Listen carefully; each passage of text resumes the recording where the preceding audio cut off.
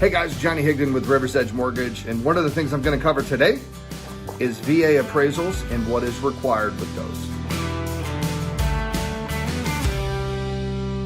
First, the home must be accessible from public all-weather surface roads. Private roads require an easement.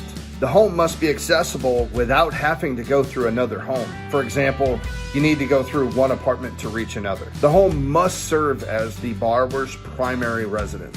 Roofing must be adequate to last the foreseeable future. Yards must be accessible without having to trespass on somebody else's land to get to that yard. No drainage issues that would cause sitting water or whatnot on the property or in the yard. Walls must be accessible for maintenance purposes. The property cannot have lead-based paint, which usually is before 1978 when they're worried about that.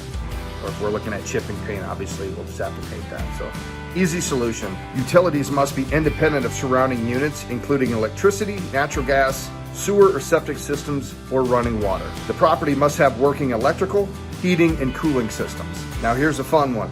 The house must have sufficient heat, safety, and comfort.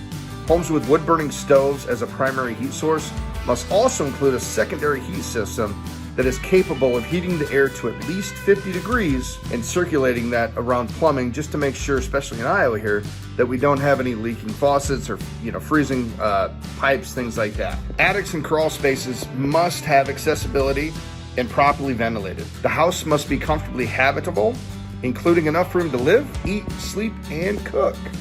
Got to take care of our veterans. As far as water source, they just have to make sure that there's a clean and healthy water source to the property. The property cannot have any structural defects. That's one of the reasons that we do have a termite inspection, to make sure that there's no bugs, things like that could cause issues to the structural foundation of the property. Again, no foundation issues, no plumbing issues, including severe plumbing leaks, such as major faucet, toilet leaks into the floor, things like that. They want to make sure that you're covered.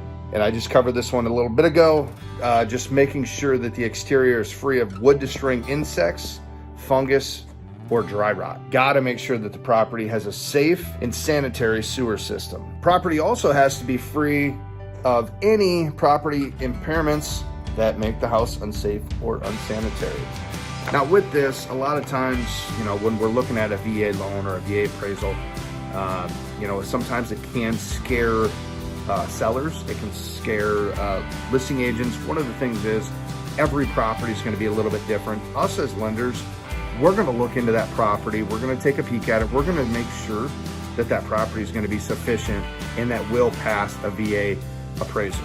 Some people get scared of that. A lot of times some of the fixes are very simple, but the main thing is when you're putting, you're financing a home, 100% financing, we want to make sure that that home, one, is in great shape, and then it's going to be functional for you, okay? So we want to make sure that when you're buying this home, that you're taken care of from day one, and you're not going to have any defects or structural issues that will cost you money in the future. With that being said, guys, I want to thank you for taking the time out of your day to listen to this.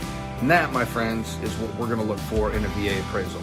If you have any other questions, do not hesitate to give us a call here at River's Edge. Talk to you soon. Peace.